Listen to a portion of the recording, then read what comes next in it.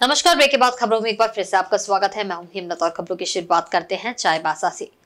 झारखंड के मंत्री मिथिलेश ठाकुर को लेकर एक बड़ी खबर सामने आई है। मंत्री सह गढ़वा विधानसभा से जेएमएम प्रत्याशी मिथिलेश ठाकुर हनी ट्रैप के शिकार हो गए हैं। जानकारी के अनुसार बुधवार को उनके मोबाइल पर एक नंबर से बार बार वीडियो कॉल आने के बाद मंत्री ने उस कॉल को एक बार जैसे ही रिसीव किया, उसी समय उनके मोबाइल पर अश्लील वीडियो आने शुरू हो गए, जिसके बाद उन्होंने फोन कट कर दिया। वहीं इसके बाद गुरुवार को उनके मोबाइल पर उस वीडियो कॉल से संबंधित लोगों ने मंत्री मिथिलेश ठाकुर को धमकी देनी शुरू कर दी। मिथिलेश ठाकुर को कुछ लोग सोशल मीडिया पर वीडियो अपलोड करने की धमकी देने लगे। इस बारे में मंत्री मिथिलेश ठाकुर ने बताया कि मेरे मोबाइल नंबर पर एक वीडियो कॉल बार बार आ रहा था। एक बार गलती से उठा लिया, जिसके बाद कट भी किया।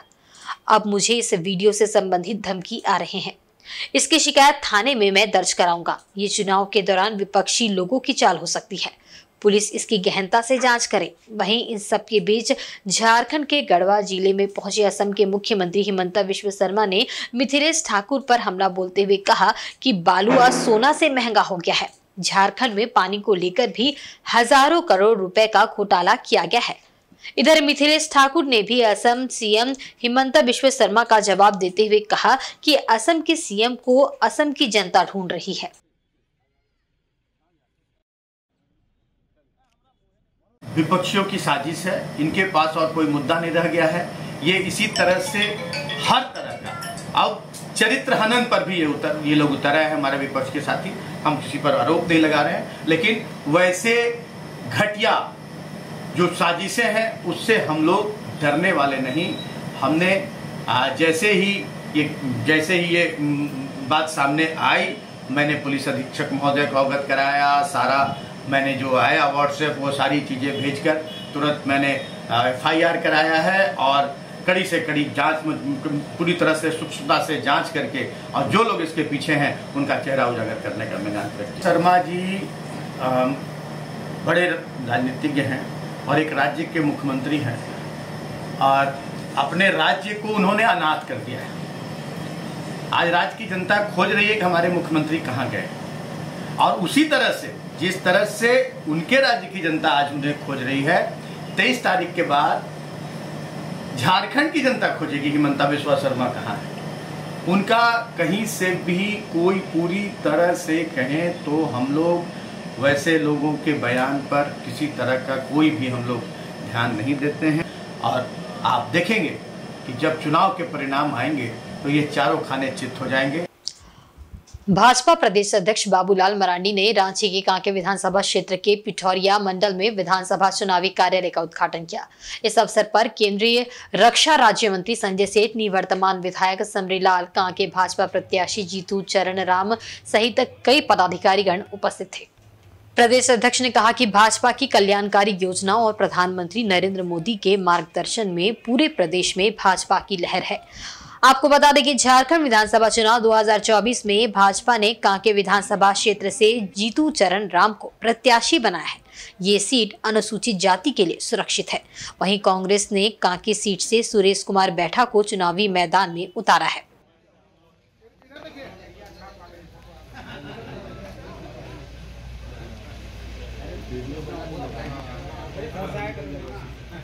इस प्रकार स्वागत का संपन्न होता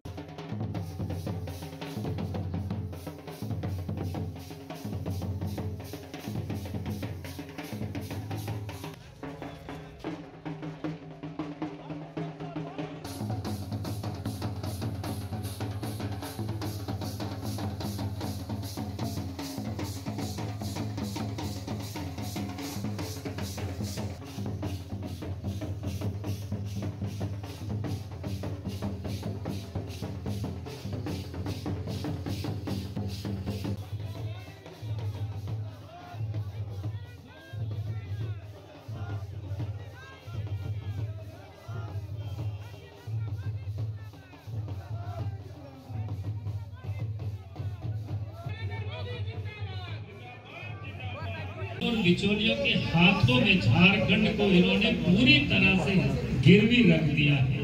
और इसलिए मैं आप सब लोगों से कह रहा हूं कि इस बार भारतीय जनता पार्टी को जिताना, एनडीए गठबंधन को जिताने का मतलब होता है कि हमें इस प्रदेश को इन दलाल, बिचौलियों और भ्रष्ट अफसरों से इस राज्य को हमें मुक्त करना है। और इसीलिए मैं आप सब लोगों से कह रहा था कि ये जो चुनाव है कोई साधारण नहीं और साधारण चुनाव हमें इस बात को देखना है। यही मैं आज आप सबसे निवेदन कर रहा हूँ। और इसीलिए मैं आप सब से कह रहा हूँ कि जिस प्रदेश में अगर ये सीओ, बीडीओ, थानेदार इतना हिम्मत करे जनता से लोकतंत्र में, तो मालिक जनता होती है और उनको ही लोग दुत्कारे, तो आप समझ सकते हैं यानी उन लोगों के हाथों में हेमंत सोरेन जी ने सत्ता को सौंपा है। तो उन भ्रष्टाचारियों से भी इस राज्य को हमें मुक्त करना है। और इस राज्य को कौन मुक्त कर सकता है? आप सब कर सकते हैं, जनता करेगी। और इसलिए मैंने कहा कि भ्रष्टाचारियों से मुक्ति के लिए भारतीय जनता पार्टी को जिताना है। कमल को छाप को। जमशेदपुर पूर्वी की भाजपा प्रत्याशी पूर्णिमा साहू त्योहारों के बीच भी लगातार जनसंपर्क अभियान चलाकर अपने पक्ष में वोटों की अपील आम नागरिकों से कर रही है। इसी क्रम में उन्होंने शुक्रवार को बर्मामैंस इलाके में जनसंपर्क अभियान चलाया।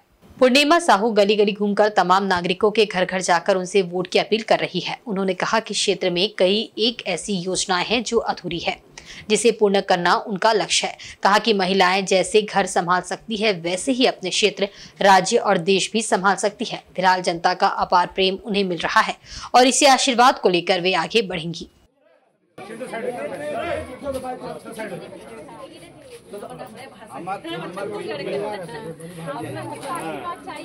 और भैया तो हमेशा आए। भैया थोड़ा सा पीछे निकले।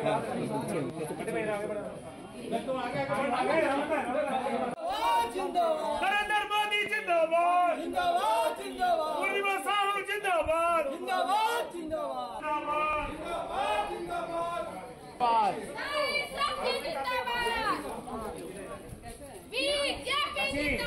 जिंदाबाद, जिंदाबाद। हमारा तो फेवरेट है वोट, पता है। अरे कमलपुर पे देना है वोट मैडम। 13 तारीख को पहले मतदान। छोड़ दो तुम पीछे देख, कमलपुर बनाया आपके लिए।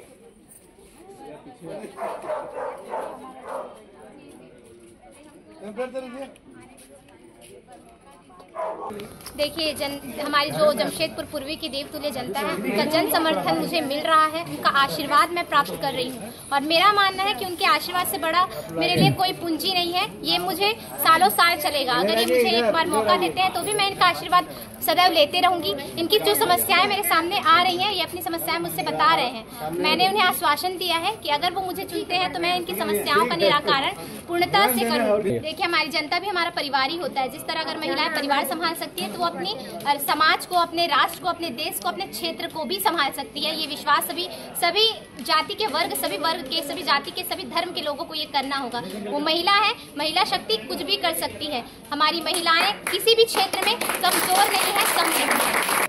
जल, नाली की समस्या, जल भराव की समस्या, बिजली की समस्या है। कहीं कहीं पुल जो है उनका आधा ही निर्माण हुआ है पूरा, क्योंकि जब हमारे पूर्व मुख्यमंत्री माननीय श्री रघुवर दास जी, हमारे ससुर जी का जब कार्यकाल था, तब उन्होंने एक पुल का निर्माण किया था बिरसा नगर में। वो पुल जब चुनावी दौर, जैसे चुनावी माहौल आने लगा, तो चुनाव के समय वो पुल आधा ही बनकर रह गया। पर 5 साल तक किसी ने उसका संज्ञान नहीं लिया, किसी ने उसकी देख रेख नहीं की कि उसको पूर्णतः से पूरा करा सके। आज वहाँ की जनता त्रस्त है कि पुल पूरा होगा भी या नहीं। तो मैं आप सभी जनता को, आप सभी के माध्यम से ये आश्वासन देना चाहती हूँ कि जो भी कार्य अधूरे रह गए। कार्तिक अमावस्या की मध्य रात्रि को मां काली की पूजा का विशेष विधान होता है। इसी के तहत राजधानी रांची में भी कई जगहों पर सार्वजनिक रूप से काली पूजा का आयोजन किया गया। करमटोली स्थित तूफान क्लब की ओर से बनाए गए आकर्षक पूजा पंडाल में मसान काली की पूजा अर्चना की गई। इस पूजा पंडाल का उद्घाटन भाजपा नेता रमेश सिंह और रोशनी खलको के द्वारा किया गया। यहाँ मेले का भी आयोजन किया गया है, जिसमें लोगों की भीड़ उमड़ रही है। वहीं दूसरी ओर राजधानी रांची के मुख्य मार्ग पर पहली बार मां काली पूजा आयोजन समिति की ओर से सार्वजनिक रूप से काली पूजा का आयोजन किया गया है। दीपावली की रात पूजन के उपरांत मां काली की आरती भी की गई। बता दें कि यहाँ पूजा समिति के द्वारा कई कार्यक्रमों का आयोजन किया जाना है।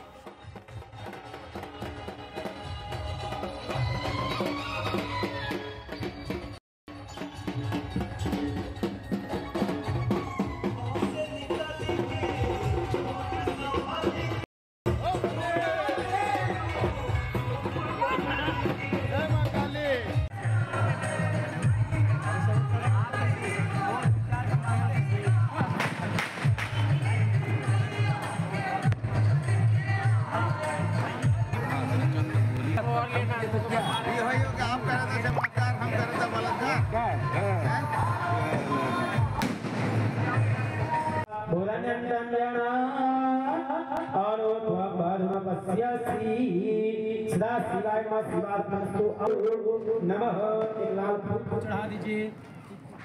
उम्मा श्रेष्ठ तेल श्रेष्ठ रूपम सन्निजात सन्निखान मुम्मा इखान सफलोकम इखान अक्षत लेकर के फूल लेकर के तदेव लग्नं सुदिनं तदेव तारा बलं चंद्र बलं तदेव विद्या गंगा तरंगमणि जटा कलापम गौरी निरंतर विभूषित सीताराम नारायण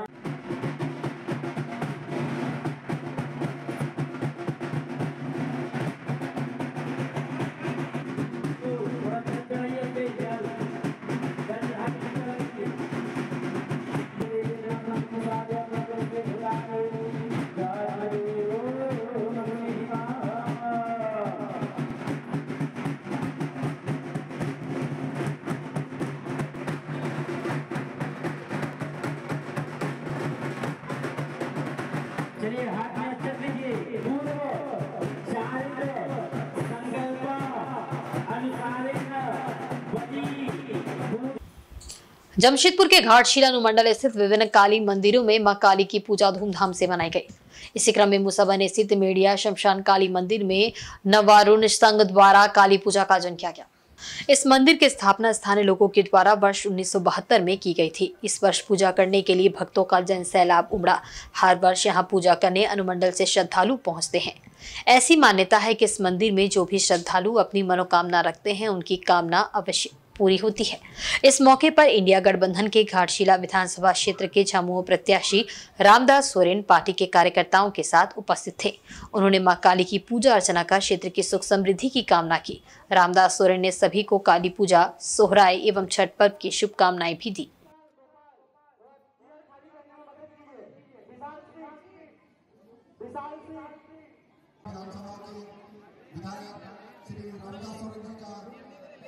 ये मेढ़िया शमशान काली पूजा मंदिर कमेटी का मैं सचिव बोल रहा हूँ। यहाँ हर साल माँ काली का शमशान काली का पूजा होता है, जो विगत 54 साल से यहाँ धूमधाम से मनाया जाता है। और इस मंदिर का जो ख्याति है इस क्षेत्र में अनुमंडल ही नहीं, इस अनुमंडल के बाहर भी इसका पूरा बहुत ख्याति है, जहाँ से सैकड़ों की तादाद में लोग आते हैं और अपना मन्नत जो मांगते हैं उससे पूरा होने के बाद अपना मन्नत पूरा करके जाते हैं। दीपावली सोहराय के शुभ अवसर पर सबसे पहले मैं अपना घाटशिला विधानसभा क्षेत्र की जनताओं के साथ साथ पूरे राज्य के जनताओं को इस अवसर पर हार्दिक शुभकामनाएं देता हूँ। आज जो यह तीनों पर्व जो है, काली पूजा, दीपावली का साथ साथ में छठ पूजा भी आ रहा है, सोहराय भी है। हम तीनों पर्व के संयुक्त रूप से यहाँ के झारखंड क्षेत्र में रहने वाले सभी वर्ग के, सभी समाज के लोगों को इस पर्व में सुख शांति के लिए जो पूजा करता है, मनोकामना जो पूरा होता है, खास करके छठ पूजा में सभी को हम इस राज्य में सुख समृद्धि की मैं हार्दिक शुभकामना करता हूँ। झारखंड विधानसभा चुनाव 2024 में कई राजनीतिक हलचलों के बीच अब राज्य के प्रशासनिक अधिकारियों को लेकर भी राजनीतिक हलचल शुरू हो गई है। हलचल फिलहाल देवघर के एसपी अजीत पीटर डुंगडुंग को चुनाव आयोग द्वारा अचानक हटाने का फरमान जारी किए जाने के बाद शुरू हुई है। शुक्रवार को इंडिया महागठबंधन के प्रतिनिधि मंडल ने चुनाव आयोग को ज्ञापन सौंपा। कांग्रेस, झारखंड मुक्ति मोर्चा, माले के नेता चुनाव आयोग पहुंचे। मौके पर जेएमएम से सुप्रियो भट्टाचार्य, कांग्रेस से विनय सिन्हा, राजद से कैलाश यादव मौजूद रहे। इस दौरान मीडिया से बातचीत में झारखंड मुक्ति मोर्चा के महासचिव सुप्रियो भट्टाचार्य ने बताया कि जिस प्रकार से चुनाव आयोग का हस्तक्षेप प्रशासनिक पदाधिकारियों के प्रति हो रहा है, ये सही तरीका नहीं है। डीसी हटा रहे हैं, एसपी हटा रहे हैं। शुरू से हम लोग आरोप लगा रहे हैं कि बीजेपी और चुनाव आयोग का जो बंटी बबली गठबंधन है, कॉरपोरेट के लिए लूटने का प्लान बना रही है। हमने कहा है कि जिस प्रकार से चुनाव आयोग का हस्तक्षेप राज्य के प्रशासनिक पदाधिकारियों पर हो रहा है। उससे कहीं ना कहीं ये मैसेज जा रहा है कि यहाँ जो पदस्थापित दलित और आदिवासी जो समाज के लोग हैं वो भी आहत हो रहे हैं और प्रशासन पर भी एक गैर जरूरी एक दबाव बन रहा है। बिना कारण बताए आप डीसी हटा दे रहे हैं, आप एसपी हटा दे रहे हैं, तो एसपी डीसी हटा रहे तो फिर राज्य सरकार से मांगते हैं कि आप नाम दीजिए। ये तरीका सही नहीं है। जो शुरू से हम लोग आरोप लगाते रहे हैं कि ईसी और बीजेपी का बंटी बबली का जो गठबंधन है इस राज्य को कॉरपोरेट के लिए लूटने का जो प्लान बना रही है उसके खिलाफ यहाँ पर हम लोगों का आज ज्ञापन था। वहीं राज्य निर्वाचन पदाधिकारी के रवि कुमार ने इस पूरे मामले पर संबंधित अधिकारी के द्वारा जांच की बात कही। साथ ही उन्होंने मुख्यमंत्री हेमंत सोरेन के उम्र पर चल रहे विवाद पर कहा कि इस पूरे मामले को आयोग देख रहे हैं, विधि सम्मत इसकी जाँच की जा रही है। वो ज्ञापन था, अभी वो 2 ऑफिसर का वो कमीशन ट्रांसफ़र करने के बताया गया था। वो श्री मंजुनाथ भजंत्री का उनका ट्रांसफ़र के लिए कमीशन का वो पहले से भी लेटर है, अभी रिसेंटली भी लेटर दी गई थी उसी का लेकर। फिर एक अभी वर्तमान में वो देवघर एसपी का अजित पीटर टुंगुआ उसी का लेकर दिया गया था। ठीक है, उसका हम लोगों को वो कमीशन के पास हम लोगों को उसका निर्णय के लिए भेज। इधर केंद्रीय रक्षा राज्य मंत्री संजय सेठ ने हेमंत सोरेन पर राज्य की जनता के साथ साथ चुनाव आयोग को ठगने का आरोप लगाया है। उन्होंने कहा है कि अब हेमंत सोरेन ने आयोग को दिए गए हलफनामे में उम्र को लेकर हेराफेरी की है। उन्होंने इस मामले की जांच करने की मांग की है। अरगोड़ा स्थित भाजपा के कार्यालय में केंद्रीय रक्षा राज्य मंत्री संजय सेठ और रांची विधानसभा से भाजपा प्रत्याशी सीपी सिंह प्रेस कॉन्फ्रेंस कर इसकी जानकारी दी। केंद्रीय मंत्री ने चुनाव आयोग से इस विषय पर तुरंत संज्ञान लेकर कार्रवाई करने की मांग की है। उन्होंने कहा कि भारतीय जनता पार्टी को केंद्रीय एजेंसियों के साथ देश की जनता पर विश्वास है, परंतु विपक्षी पार्टियों में अविश्वास के कारण काफी फ्रस्ट्रेशन हो गया है, जिस कारणों से गलतियां कर रहे हैं।